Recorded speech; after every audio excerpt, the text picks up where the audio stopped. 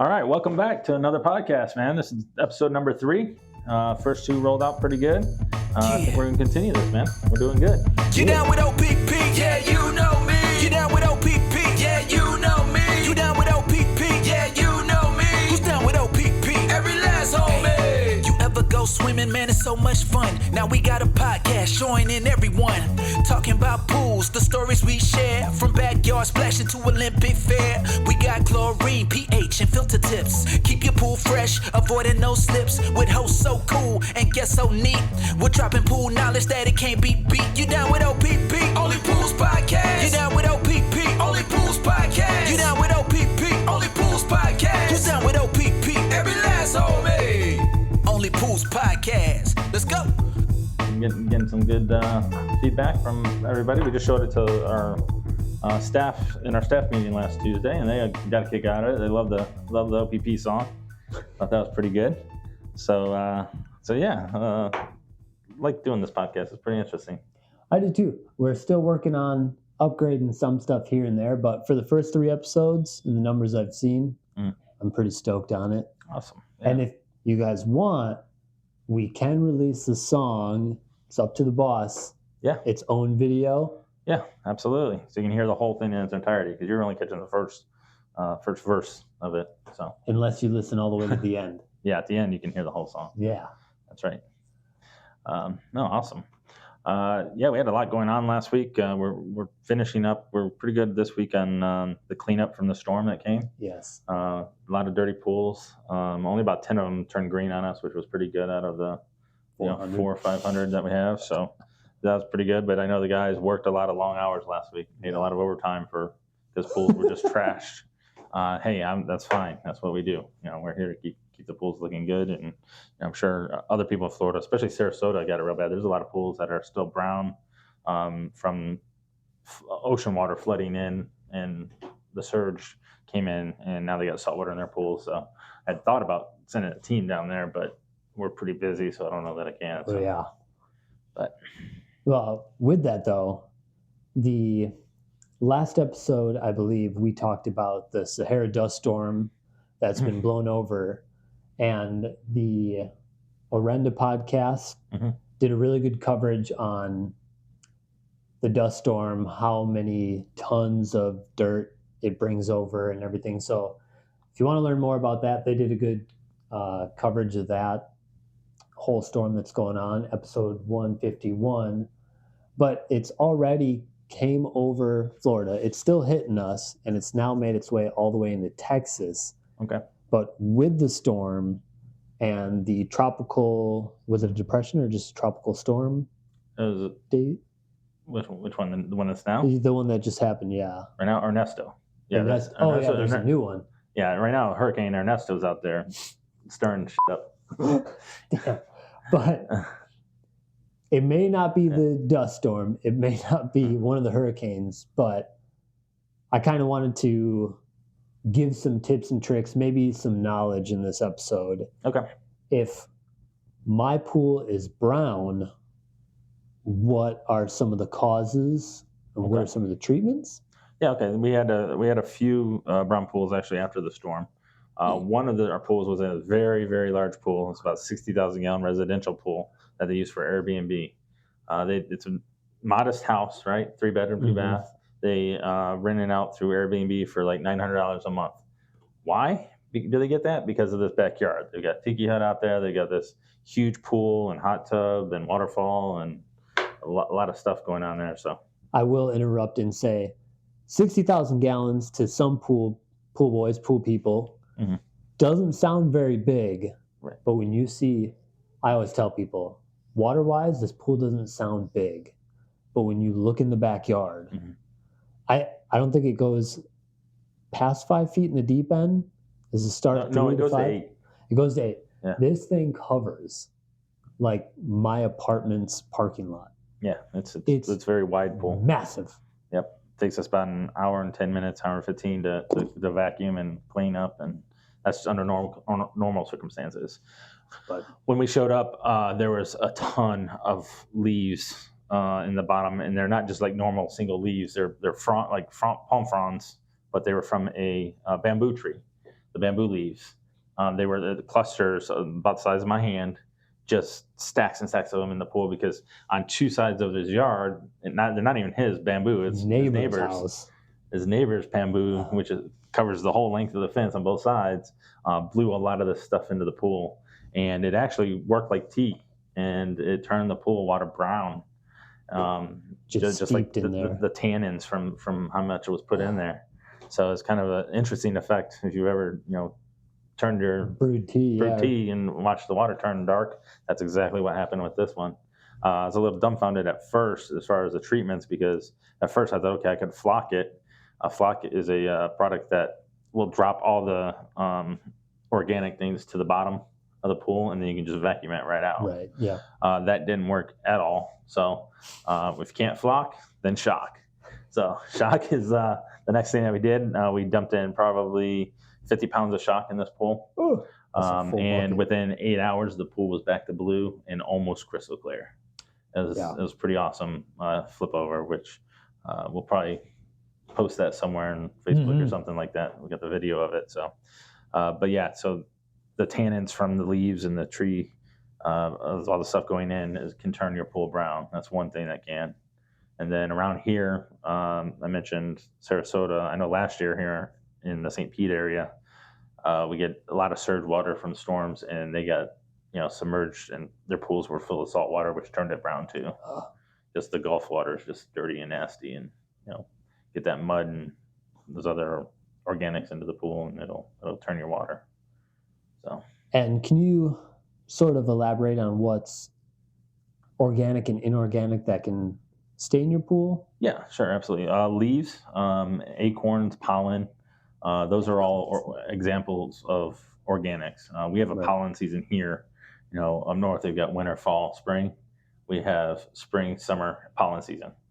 That's what we get. So you get a lot of yellow staining in people's pools because of the yellow pollen from the oak trees, and oak trees are the worst for that stuff. So those are some examples of organics. Some inorganics can be rust in the bottom of pools, those stains. A big thing around here for our screened-in pools, they've got the nuts and stuff that are on the frame of the screen enclosure, and those will rust. Yep, and the heads of those will rust and drop into the pool, and we'll see little rust spots on the bottom of the pool. They're perfect little round shape spots, and it's usually from that. So that's an example of inorganics that can stain your pool. So some things to watch out for. Other things too, of course, that can clog up your filter would be body lotion from your swimmers, perfumes, minimum hygiene products, and you can never say that word right. Feminine. So, yeah, thank you. Not to save my life, I can't say that word right. But anyway, yeah, a lot of different other things like that. I mean, it's bug spray and perfumes, all that stuff that you put on your body to make yourself look good. Conditioner, shampoos, all that is inorganics, and it gets in your pool and clogs up the filter. Well. Yep. And that's why you should always take a shower before you get in the pool. That's what they're talking about. They're trying to help your pool guy out or help the pool filter work better. Just rinsing off in the shower will get rid of most of that, and be a lot better for your pool and filtration running. And we have it in our training guide. I don't know if it's in I think it is in the CPO book, but animals, pets, dogs. You let a dog in your pool. Yep. One dog the size of a Labrador is like having 50 people in your pool. 50 swimmers in your pool if you let your dog in there. Yep. Having one bird like a duck is equivalent to having 10 people in the pool. And we have duck problems at a lot of pools. I have one pool that I swear every time I'm there, I'm just like, these ducks. Yep. And there's a sign. It says, "Do not feed ducks." Yep. And I catch the guy maybe 2 out of every 5 visits. He'll go out there with this little thing of mixed nuts and cereal and spray it. And I was like, I don't live here. I don't work at the property. Yeah. And I was like, I want to film it and be like, dude, you're the reason there's bird crap all over my swim deck and ducks in my pool. Yep. And then we got other animals, natural animals. I mean, you get raccoons and possums that come into the pool. They'll bathe in the pool. They'll poop in the pool. That's just part of it, man. That's Mother Nature. It's a nightmare if you're a pool boy. It can be. So brown pools happen. green pools, well, I guess before what could cause a green pool, if you have a brown pool versus a green pool, is that a clear indicator of what's wrong with it? Or could it be, is there like some gray area overlapping? No, brown pools is usually because of some kind of organic or something getting in the pool. Okay. Most of the time, that something from the outside came in to cause it to turn brown.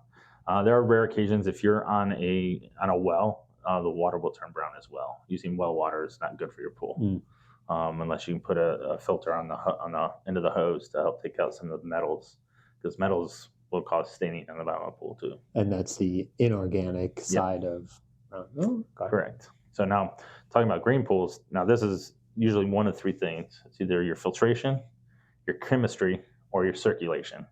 If one of those three things aren't working correctly or are out of whack, then your pool can turn green. And usually, a lot of times here in Florida, it'll start out a yellow color before it turns to green. Right. You'll start noticing small areas of yellow in the corners or in areas that don't get a lot of good circulation. But yeah, one of those three things, either the circulation, the chemistry, or the filtration. You have to have all three working simultaneously. The Holy Trinity. Good working right. Yeah, absolutely. So, I mean, with your circulation, you want your pool running for at least 8 hours. That's a good tip for here in Florida. Ideally, your pool should turn over at least one time per day in 24-hour period, the volume of the pool water. So, as a general rule, we try to stick to 8 hours.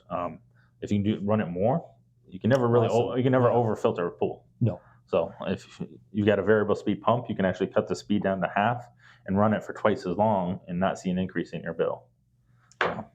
So variable speed pumps is probably a subject we'll talk about in another episode, but a lot of good money saving tips by using those. The water turning green and stuff. Always like your pH and your alkalinity. If your pH is too high, the chlorine, but you're still showing chlorine and you're getting algae, it's because that pH, chlorine only works good in lower pH. So that's why our ideal range is around 7.4, 7.5 for a good pH. That's where chlorine is going to work its best. It'll work even better at lower, but then now you've got other things to worry about. Yeah, your eyes burning from the pH being too low. A lot of people think chlorine is what causes your eyes to burn, but it's not. It's the pH in the water. Myth busted. Yep. But just keep that chemistry in line where it's supposed to be. There's a lot of great YouTube videos out there that talk about water chemistry. We have one as well. We got a good short one that shows how they work together. I'll put the link in the description. Awesome. And so that's your chemistry side of it. Your filtration, you got to keep the filters clean. We do our filter clean every 2 weeks. Doesn't matter if it's sand, DE, or cartridge. DE and sand can probably go a month. For the homeowners out there, you're probably fine going a month. We just do them all on the same day so they don't get missed. It's like, okay, this week all filters are getting cleaned, so we don't miss it. Would rather be proactive than reactive and have to deal with that. Yes. So, but your cartridge filter, we take them out, we hose them down, put them back in, make sure they're running good, and then that leads into your circulation, because if your filters are clogged, the water's not going to mix well, and it needs to be running during daylight hours. When the sun's out and it's hottest, that's when your pool should be running. And getting that good circulation through. But if there's bad flow or slow flow through the pool, those chemicals aren't going to be able to do what they're supposed to do and kill it. So that's how all three kind of go together. And simply just taking care of your pool, like brushing the walls, netting it, getting crap out of your pool, like toys and everything, that can help a lot with your pool turning. Because if you notice there's yellow up on your walls and you're thinking, well, I'll just add more chlorine, it's not going to get rid of it. Nope. If you have a pool, you got to put in some elbow grease. Absolutely. Yep. Weekly to daily. Yep. I mean, typically, if you could spend 20, 30 minutes a week on your pool, or 5 minutes a day, either one, you're going to be good. People don't hire us for service because they can't do it. It's because they don't have time. Right. And time is important. You want to spend more time with your family because you're working all day. You don't want to have to come home and clean a pool for a half hour or 45 minutes, whatever it is, depending on your filtration. So pool service companies are here as a convenience, not because it's hard to figure out. It's really not hard work at all. No. And I know a lot of pool companies are probably mad at me saying that, but it is. I mean, we're here as a convenience for you to help give you your time back to your family, so you can spend the time in the pool and enjoying it. Because you really should just be able to enjoy it and not worry about it. That's my girlfriend. Their family has a pool, and I tell them, I'm like, if you own a pool and you don't have somebody coming out here to do it, you should be out here cleaning it, servicing it, doing whatever. And it got to the point from when we first started dating to now, they're down in like Bradenton, and I was like, just have somebody do chem checks and at least brush it for you. You know, like if you get a full service or whatever tier they have, I was like, just having somebody test it and brush it is perfect. Yeah. But I was like, if you can have somebody do that, just do it. And now it's to the point where they have somebody once a week, just like us. I don't know who they have, but yeah, every time their pool would turn green, I'd be over there trying to help them, or be like, well, you need salt. Well, how do I get salt? Where do I get salt? I was like, how do you own a pool? I was like, these are things you should know. Yeah. That once this channel starts picking up traction, I hope people will see that we do want to help homeowners out there with our videos showing, hey, here's how you can do an at-home test. Here's how you can do simple things to keep your pool nice, clean, and green, or blue. Yeah, not green. Not green. But with green pools, brown pools, are there any tests? What's like the most common test if like somebody calls, hey, my pool's green or my pool's brown? What test can I do to help me figure out what it is? Well, if you're anywhere in the coastal areas where you could possibly flood, the easiest test, dip your finger in the pool. Taste it. Is it salty? You got ocean water in your pool. Okay, I know it sounds gross, but unfortunately I do it all the time. It happens. Brush your teeth after. Yes. But as far as your green pools and stuff like that, like I've had green pools that water chemistry is perfect, everything looks great, and then it's like, what am I missing here? I'm missing something here. There's an element to it, and it's phosphates. Phosphate test kit will help you out a lot. Phosphates are food for the algae to grow.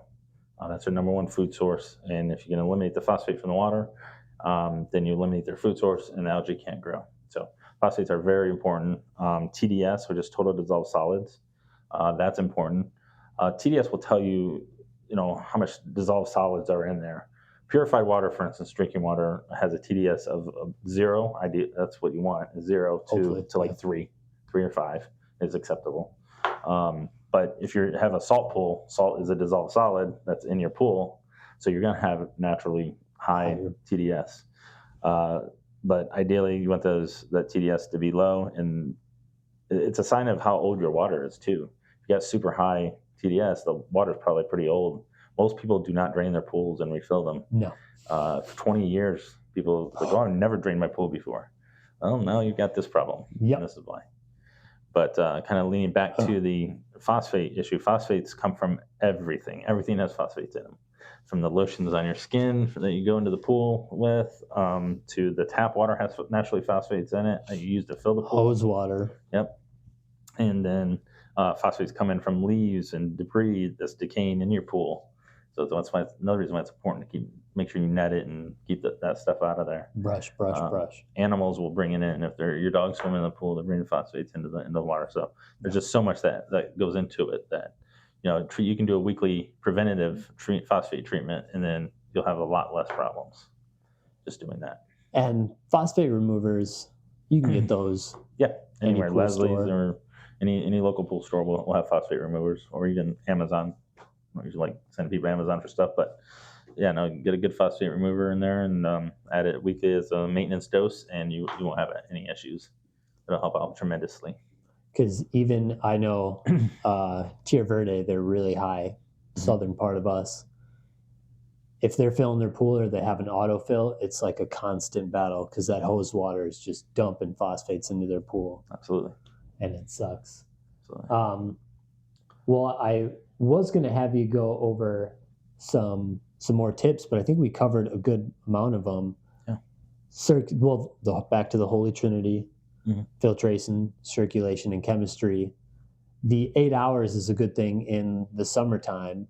Now in the wintertime, if you don't winterize your pool or you live in a place where you don't need to winterize your pool, should you keep it? I would keep it 8 hours as my minimum, because again, you're trying to get that one turnover per day. So depending on how many gallons you have, that might take more than 8 hours actually. So I would keep it even in the wintertime at 8 hours. If you want to go to back it down to 6, you're only gonna save a couple cents in electricity by dropping it 2 hours. But I've got customers that will go there at 6 hours during the wintertime, and then they go back to 8 when it gets warmer. I just thought of a video idea. We should see, I'm sure there's info out there. If you run your pump for X amount of hours a day throughout the month, how much that would cost. Oh, electric wise? I know that running a single speed pump versus a variable speed pump, which we'll get into in that video, but a single speed pump can cost anywhere from $50 to $80 a month in electricity by itself, depending on the size of the pump and how long you're running it. This is standard 8 hours. A variable speed pump will save you 40 to 50%. It just be 15%, even if you're running at the same speed as that single speed, it's 15% just because it's more efficient. The efficiency of these is so much better these days on the VS pump. So you're definitely going to save energy by going to that. A good rule of thumb also for how long to run your pump is going to be for every 10 degrees it is outside, it should run for 1 hour. So if it's 80 degrees outside, it should be 8 hours. If you're 100 degrees, it should be 10 hours. That's another rule of thumb that I hear floating around Florida a lot. That's smart. So, yeah. Well, heck yeah. Okay. But minimum, if it's me and my pool, it will always run at least 8 hours a day. Definitely. Just need that circulation and that turnover. Especially with the variable speed, having it go down to like 1,800 RPMs, right. Ramping it back up. We'll get into that. But we got our tips out of the way. Mm-hmm. We got a recommendation for another podcast if you want to learn about the sandstorm coming up. Please, if you guys are watching this on YouTube or Spotify. On Spotify. I don't think you can leave comments on Spotify. But anywho, come over to YouTube. If you want us to touch on a subject or pick our brains about something that you own at your pool, whether it be a commercial or a residential pool or a water park, just leave us a comment. That way we can get into it. And I want to continue on with the ending the show on a joke. Okay. Before the song kicks in. Gotcha. Now I got a joke. Okay. It is mildly appropriate. All right, let's go. Okay. So it's more of a story, but it goes. Dad goes up to pick his son from swim lessons, and the coach out there is, "Sir, I can no longer allow your kid to be part of our swim lessons." And he's like, "Well, why?" Coach replies, "Well, because he keeps peeing in the pool." And the dad's like, "Every kid out there is peeing in the pool." Coach replies, "Yeah, but not off the diving board." I've heard variations of that. That's pretty funny. That's a good one. I came across that. But no, thanks for joining us again. And remember to like, share, and subscribe to our channel. And also remember, just keep swimming. Yeah. You down with OPP? Yeah, you know me. You down with OPP? Yeah, you know me. You down with OPP? Yeah, you know me. Who's down with OPP? Every last homie. You ever go swimming, man? It's so much fun. Now we got a podcast joining everyone, talking about pools, the stories we share, from backyard splashing to Olympic fair. We got chlorine, pH, and filter tips. Keep your pool fresh, avoiding no slips. With hosts so cool and guests so neat. We're dropping pool knowledge that it can't be beat. You down with OPP? Only Pools Podcast. You down with OPP? Only Pools Podcast. You down with OPP? Only Pools Podcast. Who's down with OPP? Every last homie. Dive into discussions, no topics too small. From kiddie pools to water parks, we cover it all. We got pool parties and cannonballs too. If it's about water, we talking to you. Interviews with experts and stories to share. From poolside barbecues to water care. We got tips and tricks to keep your pool right. Listen in the morning or at the late night. You down with OPP? Only Pools Podcast. You down with OPP? Only Pools Podcast. You down with OPP? Only Pools Podcast. Who's down with OPP? Every last homie. O is for only, the best place to be. P is for pools, come dive in with me. P is for podcast, we talking weekly. Only Pools Podcast, the one and only. Grab your goggles and your floaties too. Tune in to our show, we got stuff for you. Poolside chats to aquatic news. Only Pools Podcast, you can't refuse. We teach you how to clean, how to keep it clear. The best pool stories that you'll ever hear.